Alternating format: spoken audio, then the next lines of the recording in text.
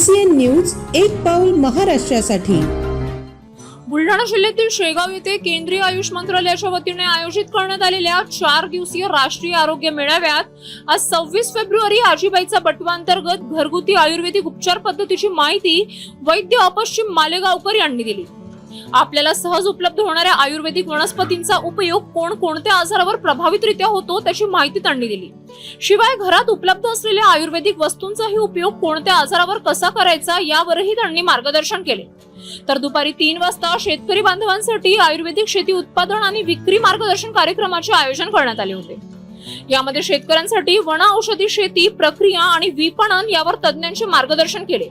पारंपरिक पद्धतीने शेती करणाऱ्या शेतकऱ्यांना आयुर्वेदिक शेतीची जोड मिळावी आणि शेतकऱ्यांचा आर्थिक फायदा व्हावा या दृष्टिकोनातून नॅशनल मेडिसिनल प्लांट बोर्ड नवी दिल्लीचे मुख्य कार्यकारी अधिकारी प्रोफेसर डॉक्टर महेश कुमार दादीस आणि डॉक्टर पंजाबराव देशमुख कृषी विद्यापीठ अकोला अंतर्गत असलेल्या नागार्जुन वन औषधी प्रकल्पाचे प्रभारी अधिकारी डॉक्टर नितीन पत्के यांनी उपस्थित राहून शेतकऱ्यांना माहिती दिली। या कार्यक्रमाला केंद्रीय आयुष मंत्री प्रतापराव जाधव हे उपस्थित होते। यावेळी प्रगतिशील शेतकऱ्यांनी वनौषधी कंपन्यांसोबत सामंजस्य करारही केला। या कार्यक्रमाला शेतकरी बांधव मोठ्या संख्येने उपस्थित होते।